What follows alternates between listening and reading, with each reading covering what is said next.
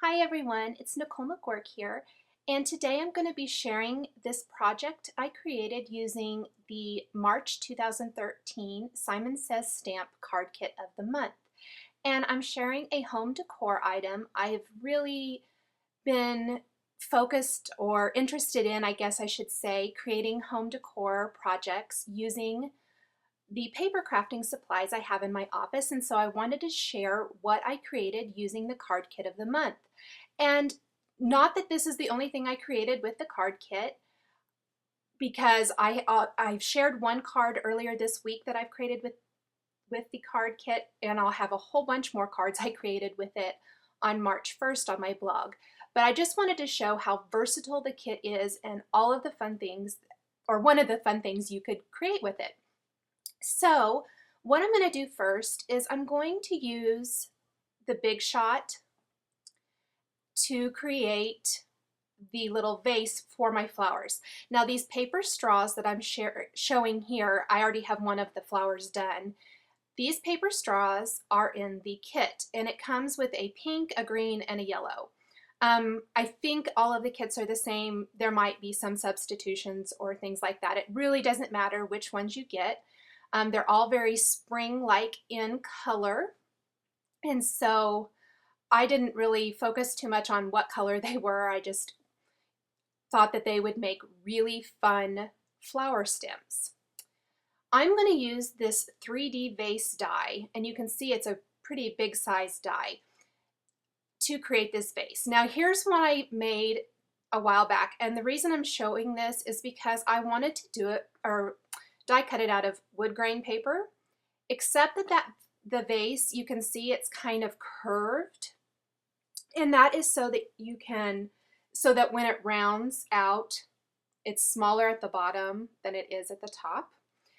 And I wasn't thinking when I did the first one I just shared, and you want to be conscious when you're die cutting that you're using a pattern paper that doesn't have a specific design, I guess I would say.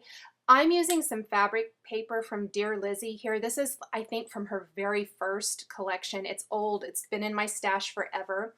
I like the texture of the fabric paper, but you can see the dots are kind of random. I guess what I'm saying is my suggestion would be to use a pattern that doesn't have lines that might get all tilted. You saw how the wood grain was kind of weird there on one of the sides.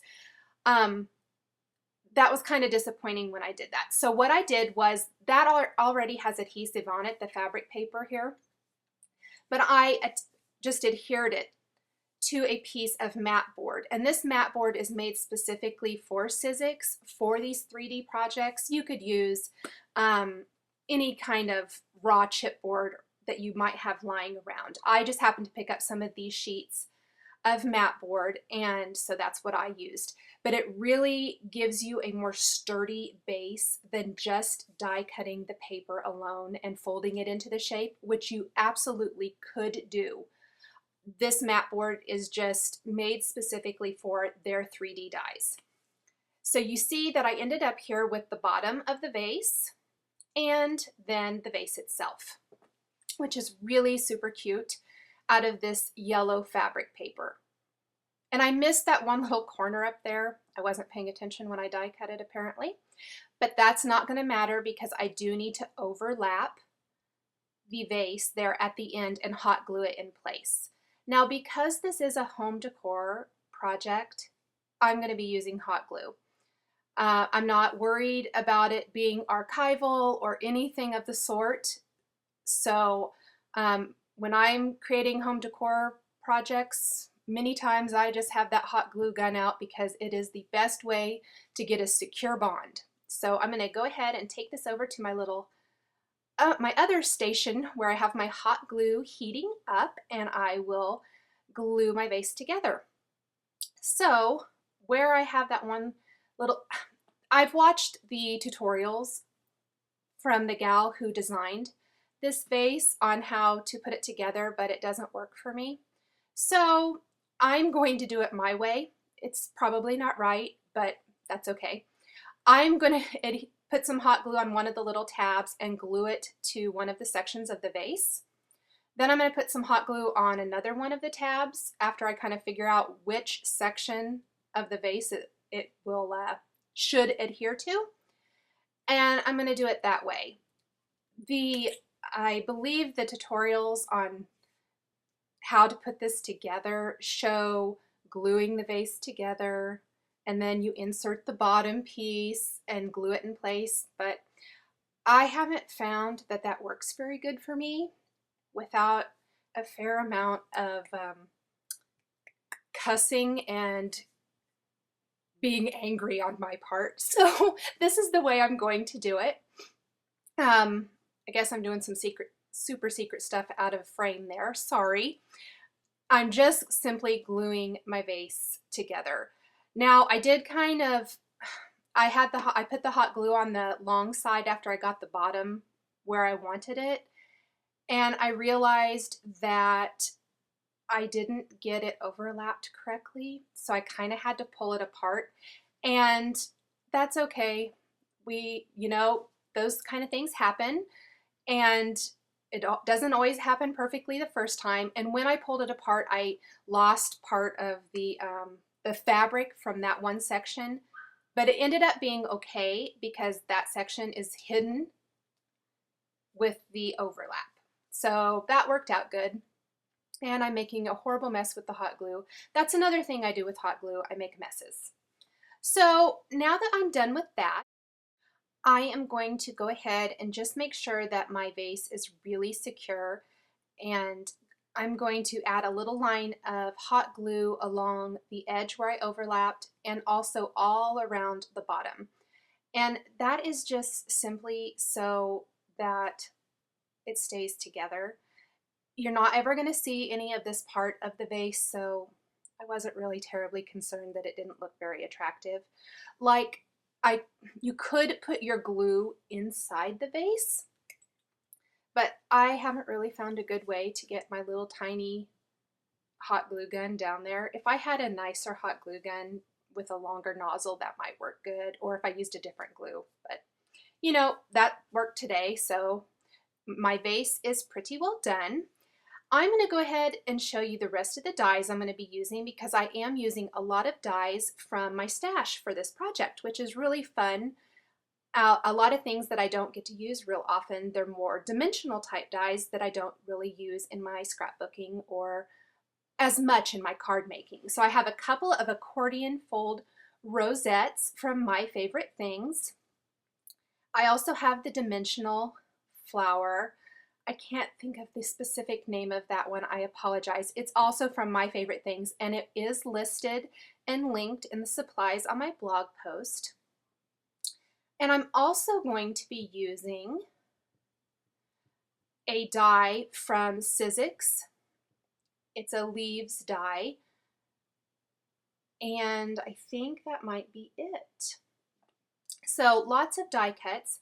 Now to die cut the rosettes, I'm going to show you how I did this. Because the die is about 6 inches long and I'm using the 6x6 paper, some of the paper might not be exactly 6 inches, and so that can make your rosette a little off, I guess I could say. It didn't really matter with this project because the ends are kind of hidden when you overlap them and glue them together. And I'm cutting 4 of these accordions for each flower. So what I like to do is I laid my die down, then I laid my paper so I could get it nice and straight, and I kind of laid it in between the 2 ends, and then I'm just securing it with some little sticky notes. The adhesive on the sticky notes I found doesn't stick to the paper or tear the paper like maybe tape does, which I have used in the past. I've really found the sticky notes work great because they don't like stick to the paper or anything, and I can just pitch them. I always have them around, but they're sticky enough. They hold the paper in place so it doesn't shift when it goes through my machine. So you can see there I've cut one, and then I'm going to simply fold it back and forth like an accordion, And I'm going to do that for all of my different pieces. So next, I have just trimmed a little piece of pattern paper here. This is also from the March card kit. And I'm going to fold it in half, and then I'm going to take the Sizzix leaves die, and you can see there's 3 different sizes of leaves. Why I'm doing this is I want a front and a back for my leaves so that you don't see that white background. So I'm gluing it, I want to glue it back to back, and this is just an easy way to do it. I'm not going to cut them separately. I positioned it so that I didn't cut part of the stem on the leaf. That way it stays as one piece and I can just flip it over and glue it together. It's really easy, nothing very special. Oh, and here's the last die I'm going to use. This is my most used probably metal die from My Favorite Things. It's their banners die set. It comes with a whole bunch of different sizes of banners and I just love it. I'm just going to cut one of those out of the craft paper from the card kit as well. So I'm going to go back here to folding my rosettes and I'll show you how I put those together. I used 2 patterns of paper for each flower. I really tried to use most of the colors in the card kit just because I wanted a variety of color and wanted it to make it a very spring-like and happy type of project. Then out of the extra paper that I didn't use, I'm just going to punch a couple of circles. You just want it to be smaller than the size of your rosette. And it's just going to be the stabilizing piece on the back of my flower. So you can see here I have all of those pieces ready to go. Next, I'm going to go ahead and roll up my rolled flower, and I'm just using the end of a paintbrush. I'm sorry, it is out of frame. I wish I would have noticed that when I was videotaping it. I'm simply wrapping it around the end of my paintbrush to get a nice rolled look. Nice, you can see the shadow of it. Anyhow, I'll show you here in a minute once I have it all rolled up what it looks like. You're going to start with the end that doesn't have the little round circle because that's going to be the bottom of your flower, the stabilizing piece. You're going to start at the other end. There you can see what I'm doing. So I'm just very carefully wrapping it around. This one rolls up really nicely. I've done some that are a little trickier, but this one really rolls up really nice. And you just want to kind of get it tight enough there, and I just kind of lightly squeeze it. It's going to hold that shape pretty good. Stick my finger in the middle and kind of fold those flower petals out, and then you can shape it however you want to. For mine, I didn't leave it very tight. You'll see here in a minute, I pull it kind of loose because I'm using some pretty good size resin flowers from my stash in the center of each of these flowers. So I just kind of work that flower out till I see how I like it. You can see I'm just kind of pull it apart just a little bit, loosen up how tightly I rolled it together. So now we're ready to hot glue all of these pieces together to make a large flower. So I'm just going to add a little glue, and I'm going to do one pattern and then another pattern, just kind of alternate the patterns. So glue one to the other, and you can refold the accordion after the glue dries to get that nice tight accordion fold again. Do the next one.